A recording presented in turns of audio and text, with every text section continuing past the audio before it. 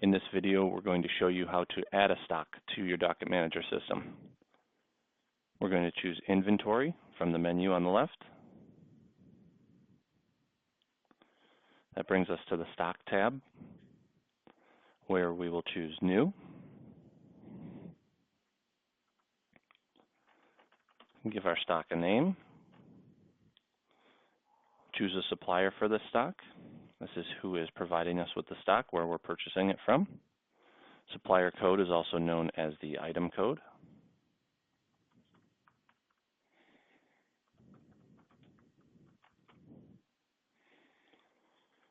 We can add a weight for our stock, the size of the stock, and the color. You can start typing in this field here. It will narrow down the results to choose from. If you have a lot of different colors to choose from, it can save you some time. And our finish. If any of these options were unavailable to us in the drop-down menu, you can click this Quick Add button here, and you can add a new weight, size, color, or finish to your system, and then you'll be able to choose from there. Stock tags, if you want to be able to sort your stocks when you're looking for a stock later at the quote or order level, you can apply stock tags. In this case, we can choose coded text. So later, if we want to sort by just coded text stocks, this stock will show up in that list. Price by, we have the option to price the stock by piece, linear feet, square feet, and weight. In this case, we're going to choose piece. Lift size refers to the amount of sheets that are on the cutter at one time in one lift. General rule of thumb, if you're unsure about this, 500 sheets for text weight and 250 or 300 for cover weight. Our cut cost, we'll enter in at a quarter and a cut price of 50 cents. Multi-part, this has to do with carbonless forms or NCR forms. So if you have a multi-part stock, say it's a 3-part stock and you wanted to price it out that way, you could put a 3 in here. This is a single sheet stock, so we're going to leave this as 1.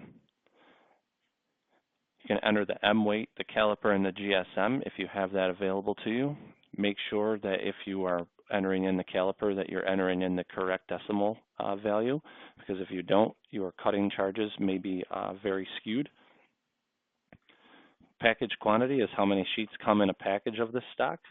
This field can be left blank or used informationally, or it can be used if you want to price by carton. So if we have a package quantity of 1,000 and we want to charge by that entire package or carton, we can click this to yes, and if a job is written up for 500 sheets, the system will automatically charge for 1,000 sheets if you have to purchase all of that stock for maybe a specific specialty stock where you have to buy a full carton only and you want to charge your customer for that entire carton. We're going to leave that toggled off for now. Inventory warning can be set to yes or no, and once the minimum level here, if we were to set a minimum level, then that would fall below the inventory warning level and we would receive a warning message. The location is the location of the stock within your warehouse. Again, this is an optional field. Price per, if you're pricing per piece, so per 1, you can put a 1 in here.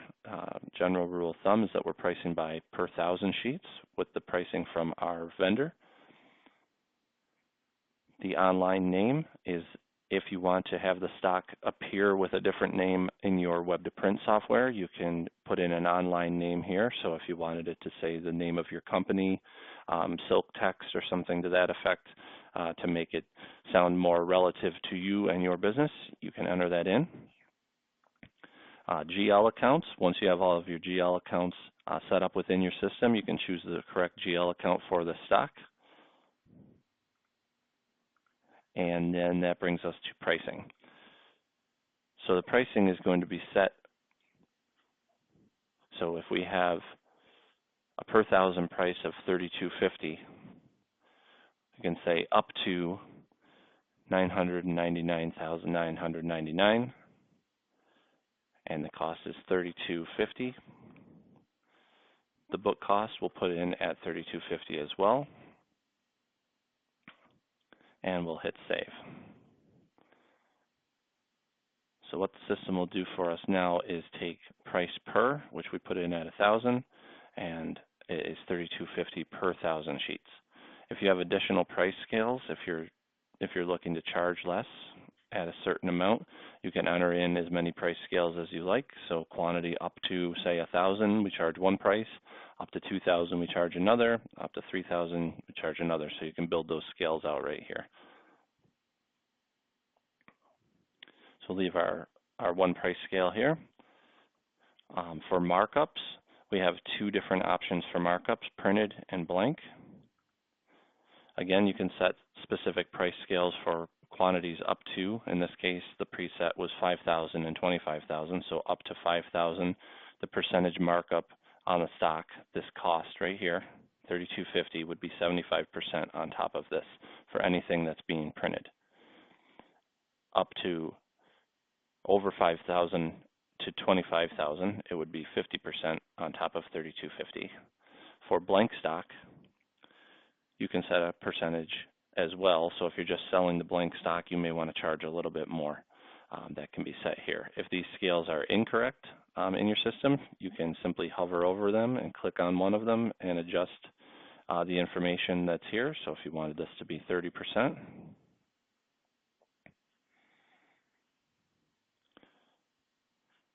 and then quantity up to 25,000 if you wanted that to be 25%.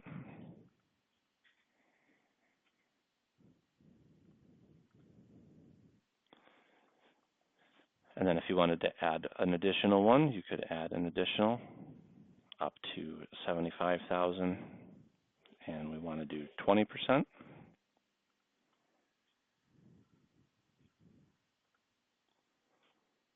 And now we have three price scales that are all going to pull information from this original cost here of $32.50 per 1,000 sheets. This is the percentage markup on top of that for printed sheets.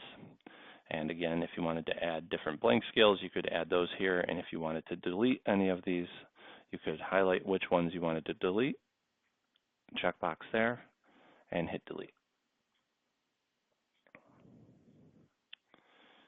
Once the price scales and markups are filled out, we can hit save. And that will bring us to an overview of our stock. We have our stock details along the left-hand side. The monthly usage will appear here once you start utilizing the stock in your system. Price scales, so the pricing that we set. So if at any time you need to update this stock, you can do it in these windows here. Printed markup scale and blank markup scale. If you were looking to get back to the initial view, you can hover over this pencil icon here, click Edit Stock, and you're back to this view as well. If you need to change more items, say like the color or the finish, that can be accomplished here. So go back to stocks, and we do a tag search for coded text. Search. House silk text, 100 pound, shows up right here. This is the item that we just entered into our system.